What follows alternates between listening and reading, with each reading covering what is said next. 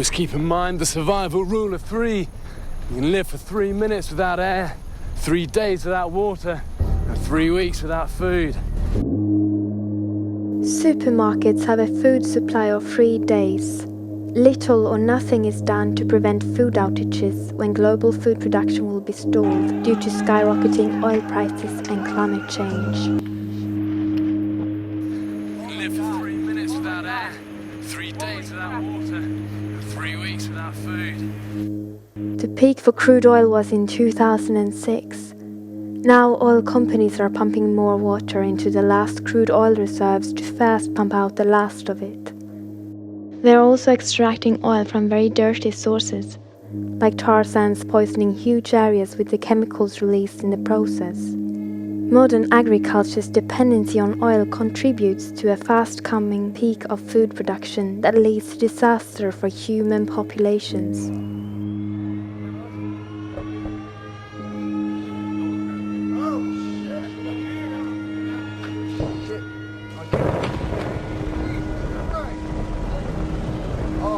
God, I got that one. Toxic-related illnesses increase all the time, with industrial civilization poisoning water, air, and food. Modern medicine has a hard time trying to keep up fixing the plague of illnesses created by industrial activity.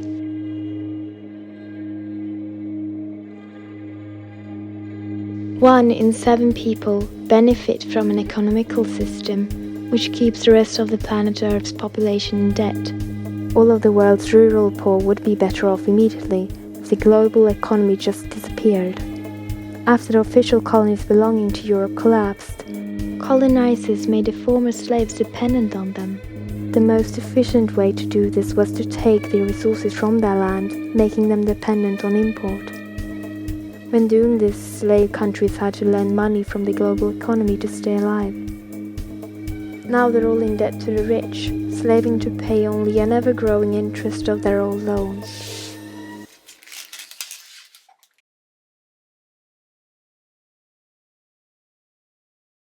The changing climate is in the end probably a good thing for the destructive industrial business. People change focus to an issue too large to comprehend for many, and also too hard to change. Holy crap! While climate change emerged, the clear cuts of the old growth forests, even though connected to climate change, seems less important. So does the dams killing the fish in the rivers. Even nuclear power seems to be clean compared to coal, even though it is killing humans and non-humans. Even the bird-killing wind farms are promoted as a solution by environmental organizations. People don't care about there being fish left to eat tomorrow, because they are in cities, separated from the wild. They are enslaved to a life full of abstract duties made up in an artificial world to keep them addicted to civilization and blindfolded to other ways of life. Humans even kill the animals they directly depend upon. Every year fewer bees are returning. When fertilizers and GMO crops have poisoned all the bees, there will be no simple way to pollinate all the fruits and plants across the planet. Even worms run the risk of being poisoned, and they keep the soil healthy. Without these essential creatures, there will be nothing to eat but dust. The fisheries would run full force, taking the last wild fish from the oceans, and ultimately there will be none. Remember to breathe.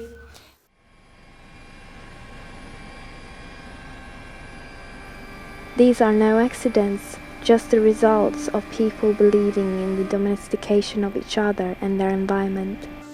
These events are the result of magical thinking, a belief that technoculture is going to save you. Technology has only made you more vulnerable and threatens to eradicate the foundation all life is relying on. In other words, you are all fucked.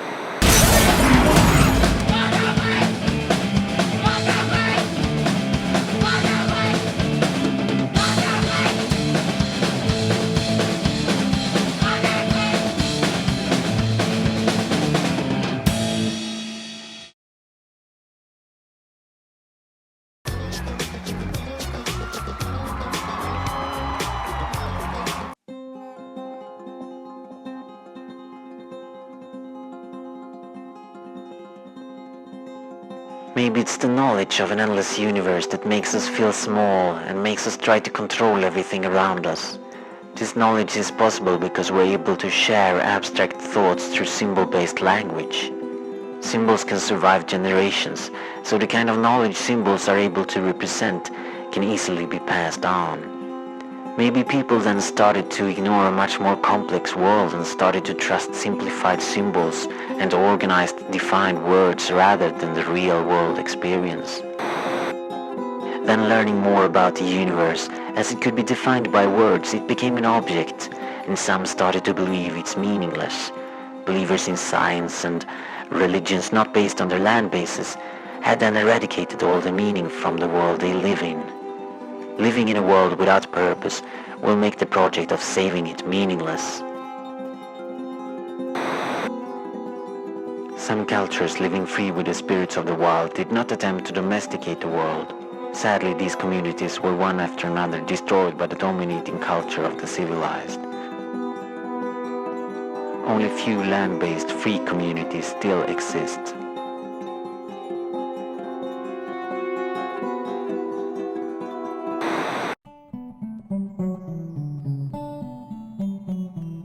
In the late 20th century, many people gave up on political ideals to a new sort of organizing idea.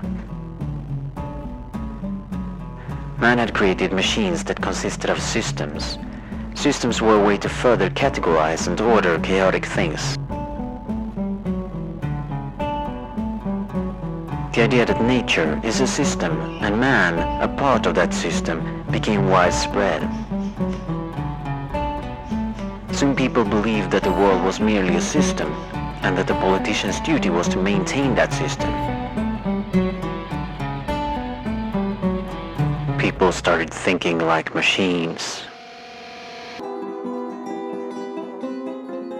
Maintaining balance in nature or economics can then be a politically charged idea, used to help the ruling class and the status quo, no matter how unjust or unbalanced.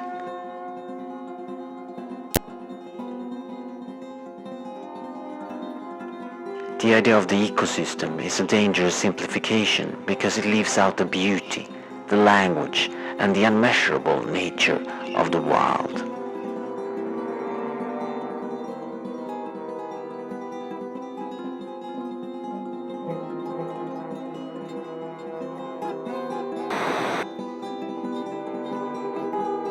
One can argue about what exactly got us in this mess, at what point in history.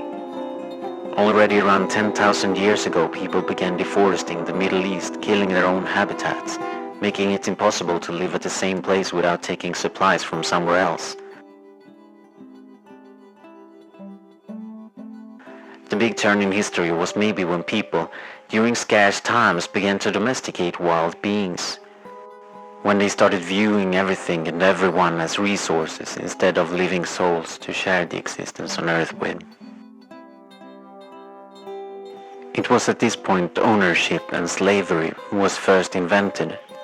With it came war, poverty, and in the extension, the global ecocide we are experiencing now. However, the most important thing is not to focus on what went wrong in the past, but to do what is necessary for us all to survive now and into the future. Each one of us is a cause of global warming, but each of us can make choices to change that. With the things we buy, the electricity we use, the cars we drive, we can make choices to bring our individual carbon emissions to zero. For consumers, there are guides to identifying which fish is better to eat. Then there are labels which certify its sustainability. Knowledge is power, and what knowledge gives you is the opportunity to change the way that you do things, to change the way you behave. What the fuck? Life on Earth is going down and you want to hold me personally accountable? I'm just a slave in this system and you try to convince me I will save the world by shopping? Do you take me for an idiot? We need a radically different view and another vision altogether. In the world I see, You're stalking out through the damn canyon forest around the ruins of Rockefeller Center. You'll wear leather clothes that will last you the rest of your life. You'll climb the wrist-thick kudzu vines that wrap the Sears Tower. And when you look down, you'll see tiny figures pounding corn, laying strips of venison in the empty carpool lane of some abandoned superhighway.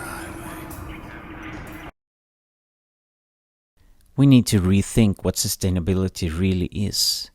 Civilization is not sustainable because it's based on the growth of cities, and nothing can grow forever on a finite planet. Cities also require the importation of resources that comes with certain implications, but it all comes down to how natural selection really works. It's very interesting. I know we've all been told that natural selection is based on competition and that it's all just a fierce battle for who can be the meanest and grab the most resources most quickly and exploit the most thoroughly. But short of showing how stupid our discourse is, I can disprove that in one sentence if you give me a couple of semicolons. And that's those creatures who've survived in the long run have survived in the long run. Semicolon. You don't survive in the long run by hyper-exploiting your surroundings. Semicolon. You survive in the long run by actually making your habitat better. What a concept. So, is the world a better place because of you? Is the environment we all share better because you lived and died?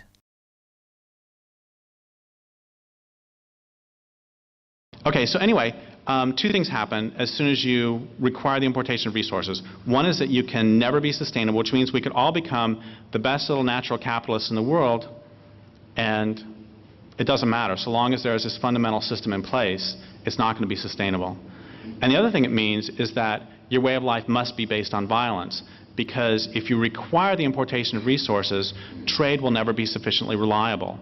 Because if you require the importation of resources, and the people in the next watershed over aren't going to trade you for it, you're going to take it. Which means we could all become junior bodhisattvas, and it wouldn't matter. The US military would still have to be huge, because how else are they going to get access to our oil that just happens to be under somebody else's land? If they require that oil, they're going to take it.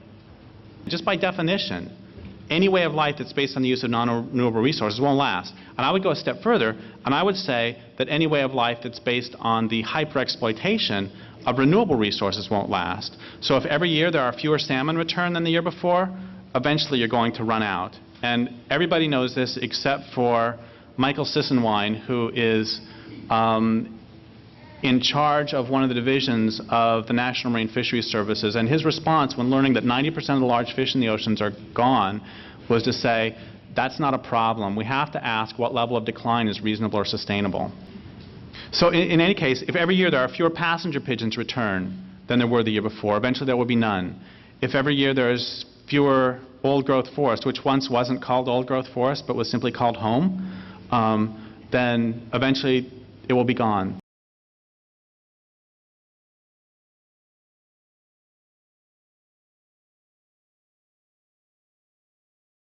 If civilization is not sustainable, kills the natural world itself and all its inhabitants, we have a choice to make. We could just sit and wait for the crash, but then the people prepared for it will hold all the cards. We could also choose not to wait. But while we rebuild our permaculture, hunter-gatherer societies that does not kill life on Earth slower, but instead improve the environment for all its inhabitants, we have to stop the machinery of civilization from killing us, because we cannot just retract from the chaos civilization is causing today, and the outlook for the future is getting worse all the time until it stops. We can fantasize about the general public, politicians and other forces suddenly doing good deeds on a massive scale, but until then we need something else.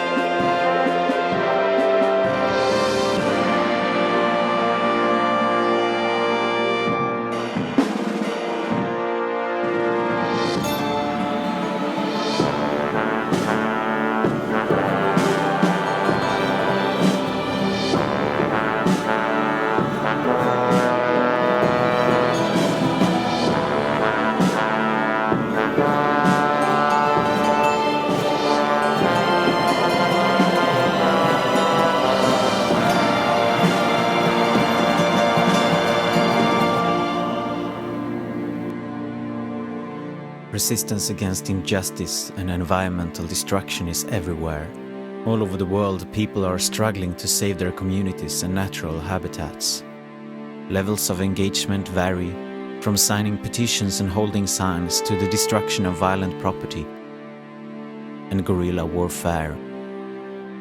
But while some people desperately try to save a piece of wilderness or their community, most people are oblivious to the great issues of our time. Why is ethnocide of indigenous communities accepted? Why are polluting machines allowed to continue at our expense? Why are so many humans passive? Why not rising up to stop the ongoing ecocide? Why?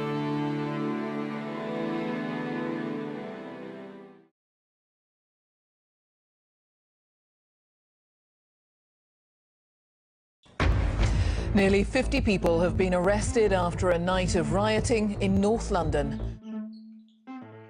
The most obvious answer to why people don't resist is this. Media shapes people's worldview and thus design their entire culture.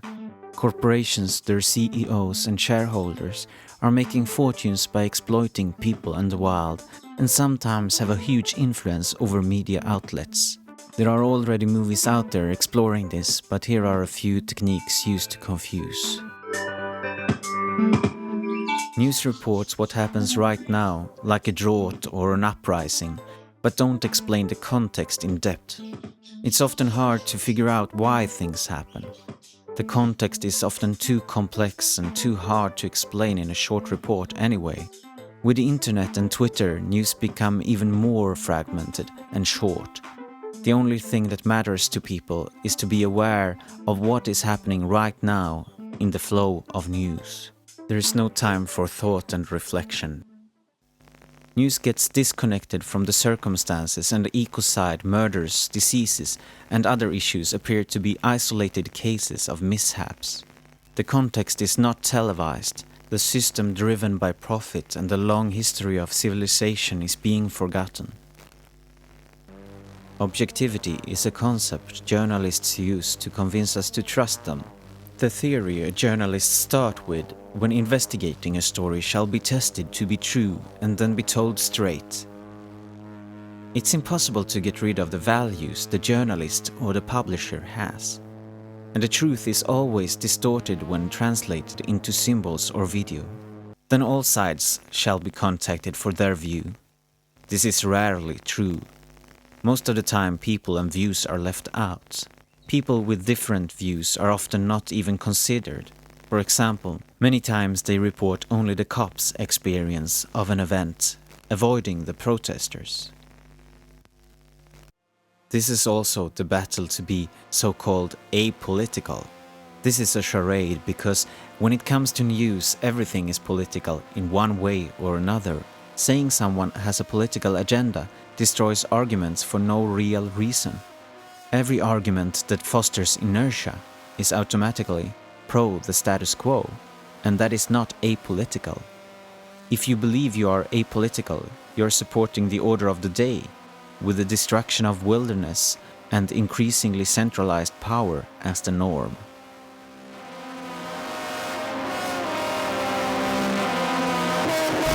Generally this morning as we've come into Tripoli, very, very quiet. Media tells us about the war for oil and other resources. There are people fighting for freedom and the right to their land against greedy dictators, governments and corporations. They don't hesitate to point out that you and I are responsible for these conflicts because of our consumption. But when domestic people acknowledges this and fight back against the states and the people responsible here in the Western world, they are being called terrorists, and the media broadcast what's wrong with them, often calling them antisocial or something similar so people easily can reject them as lunatics. There's a huge industry sponsoring TV channels, buying advertisement, and when public-owned stations want to be attractive to the viewers, they have to rip off successful broadcast concepts. Listening to the news, we can comprehend two dominating messages. One is that everything is okay or fixable with more technology, and the other is that everything is already so fucked that there is nothing we can do about it. We are left with either the option to deny the severity of ecocide, genocide and ethnocide, or the feeling there is nothing we can do about it. Any repressive system convinces people they are powerless, and the only thing they can do is to get as comfortable as they can. You are usually presented two options if you don't deny the crisis. 1. This is too large for you and impossible to do anything about, so you might as well give up. 2.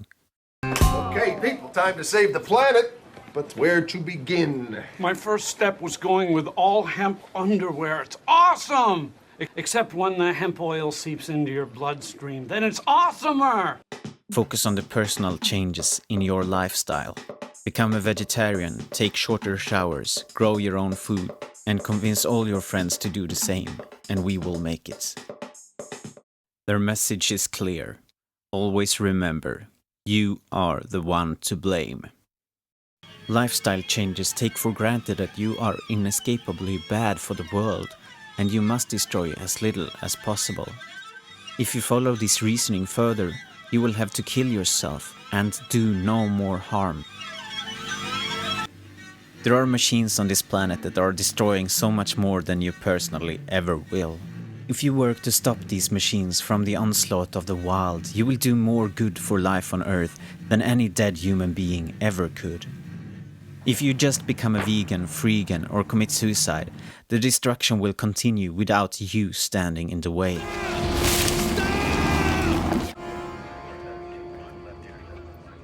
Hey, boss.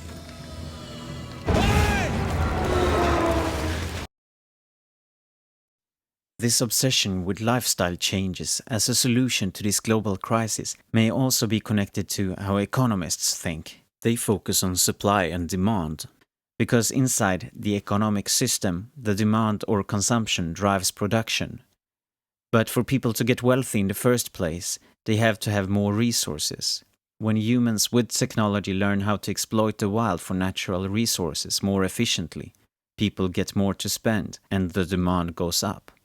To focus on decreasing the demand is to start in the wrong end.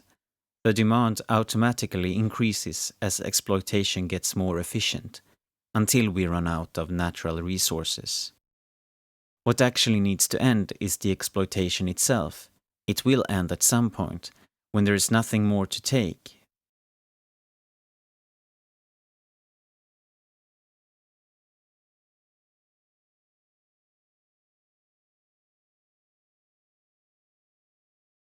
Believing people can get richer and richer forever and ever and ever is just a fantasy.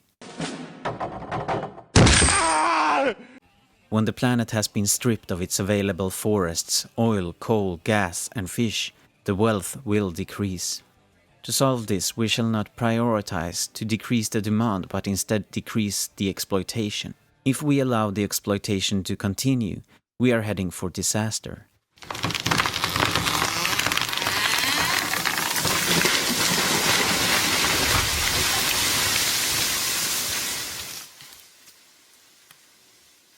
When the oceans are dead, so are we. And when the coal is gone, the climate is wrecked for thousands of years.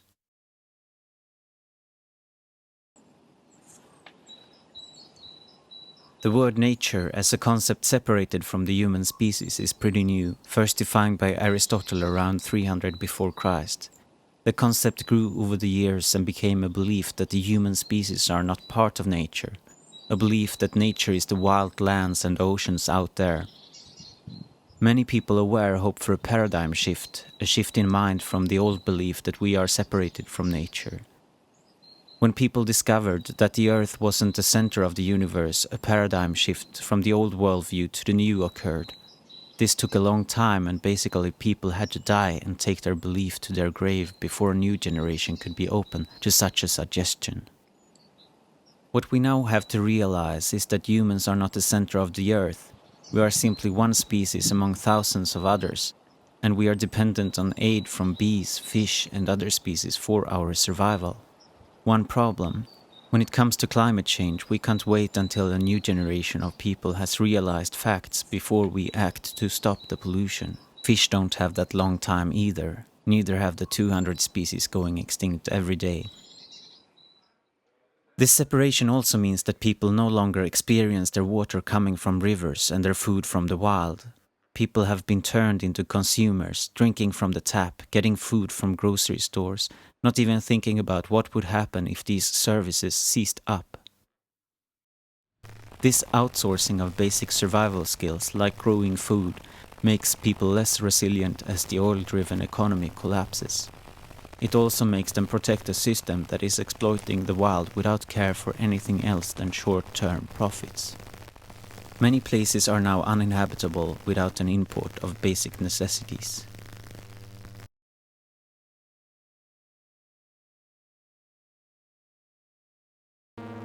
We are addicted to civilization, literally. We have to shed the idea that we are dependent on civilization because we are not. We are dependent on clean air, clean water, clean food and good social relationships. Here is how and why. When the inmates of civilization are threatened by climate change, pollution or overfishing, they should be reacting, but they still don't. To find out more about why people don't resist, we have to look into the brain. How is an addiction working?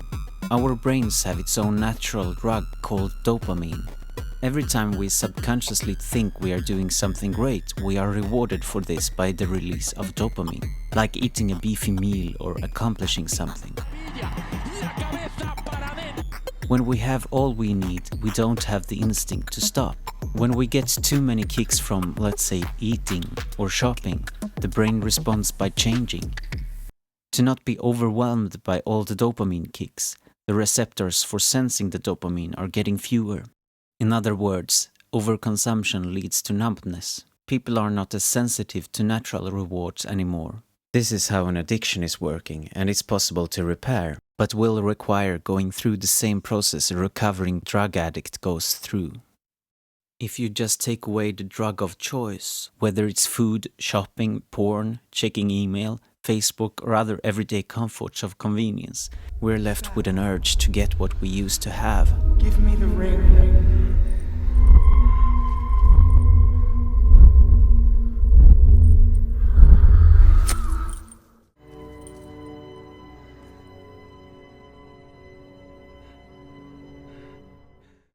A healthy recovering process should include replacing the dopamine release we used to get artificially with natural ones like socializing face-to-face with friends and family. People need time and awareness before they have become sensitive to the world and able to reward themselves properly for the natural joy of living. Then they might understand that those addictive things only were substitutes for healthy activities. This might explain how civilized people react to the threats of ecological collapse. They are addicts to a way of life that at the same time is killing them. Sounds familiar? Then there are people dependent on medication, food and water import and aid from large-scale industries. This is a catch-22 because when civilization grows, so does the amount of carcinogens and the background radiation as well. More people are suffering from diseases connected to industrial activity and new technologies all the time. So before we simultaneously treat both the symptoms and their causes, we cannot live healthy.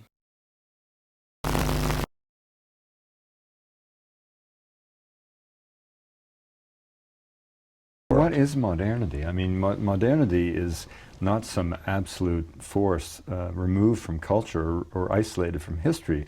All modernity is a description of a very successful set of economic paradigms and a very successful way about going about the business of organizing human activity. But these other peoples aren't failed attempts at being modern. They're alternatives to and different ways of being alive. And I think that we have to sort of be a little bit humble when we celebrate the wonder of modernity. I mean, clearly, this, the advances of of science are wondrous. And if I got my arm ripped off in a car accident, I wouldn't want to be taken to a shaman and a herbalist. But at the same time, extreme would be one word for a civilization that, through its economic activities, compromises the life support systems of the planet. During the colonization period, the Europeans had to invent a higher purpose to justify the exploitation and enslavement of people they encountered. The idea of linear progress is one, because Europeans were what they called more technologically advanced. They were entitled to destroy those savages because they were doomed to fail anyway. This so they could be enslaved and their territory could be occupied without the conquerors feeling guilt. Evolution has later been used to justify the killing of so-called less advanced species or people. This is again the misinterpretation of Darwin's theory, used to serve colonialist interests. Wilderness is not always the strongest species survive. In most cases, the best cooperating species survive together. Yet no other species than the human has ever been able to make another species go extinct. The argument that it's natural selection when some humans kill other species or people has a fatalistic inevitability built into it that comes from the colonialist time.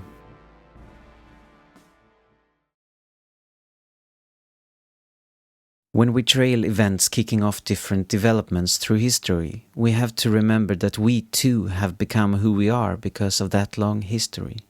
One universality is the only real truth. Causality. Action, reaction. Cause and effect. Everything begins with choice. No, wrong. Choice is an illusion created between those with power and those without. Well, here we are. The culture we're born into raises us to become successful in that particular cultural paradigm and to ignore other ways of life.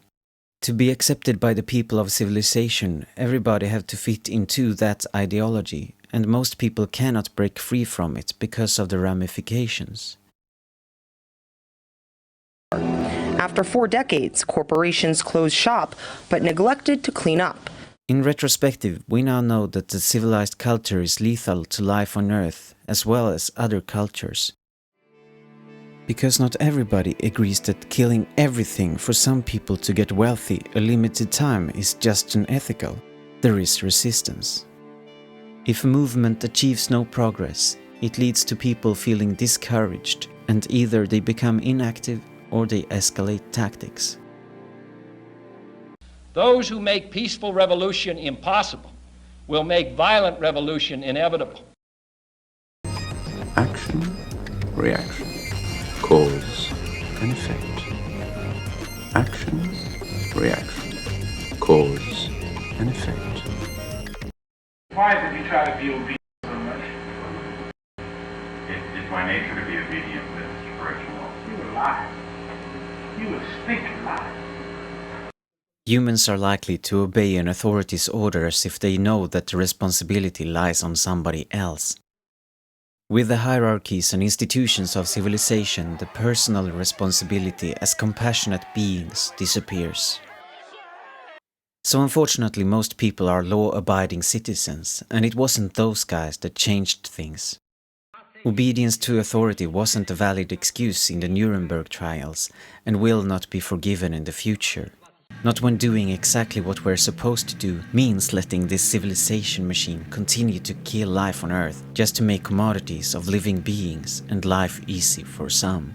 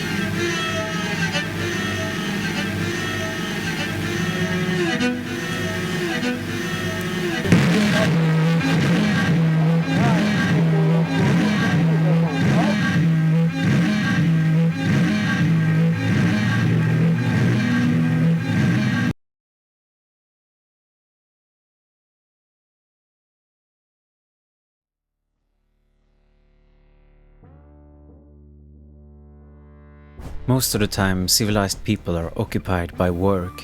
In the spare time, they rest to cope with the next week. They don't have time to work on other things like stopping civilization. There's not so much money to be made in this project either.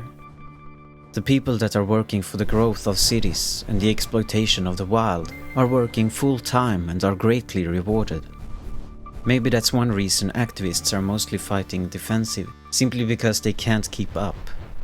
They too have to make a living in the system to be able to survive. This means they can only be working against the system half time, so first they contribute and then they protest. The science of science communication also shows that people are less receptive to messages that contradict their worldview and their image.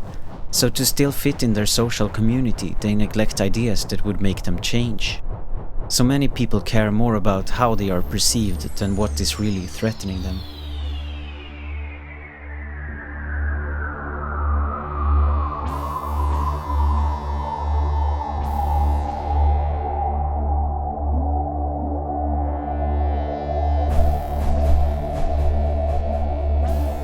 Even some people believing the whole exploitive system will collapse remain passive because they find comfort in the fact that something that is not sustainable will collapse at some point. But the question is, what will be left of the world by then? The collapse will not come fast, it's rather a slow process. The oil gets more expensive as its exploitation rate starts to decline. Then the oil-driven economy has reached its climax and starts to fall. This, however, does not mean clear-cutting, uranium extraction, overfishing, etc. will just come to a full stop. Without resistance there will be exploitation even whilst the oil gets more expensive. Poisons will continue to flow into rivers, resource wars will continue to rage, and people will continue to die.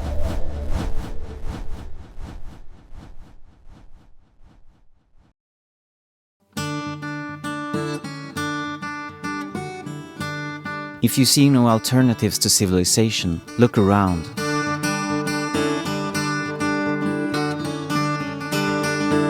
And do you really need all the crap you get from civilization? Has the loss of true community created a void you try to fill with stuff?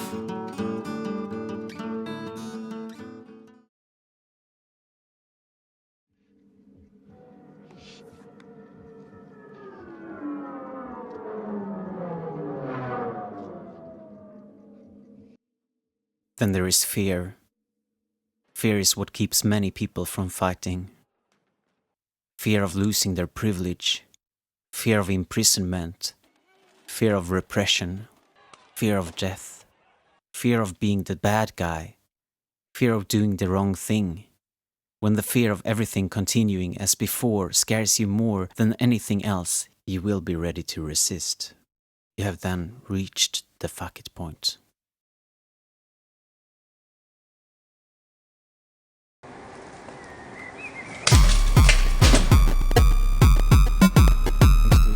Infinite ways to rebel. So far haven't people been able to turn the ship around completely, so we need to try everything, even the things that hasn't been tried before. We shall not be afraid of experimenting, because a small setback is better than failure, because failure is not an option. Let's go.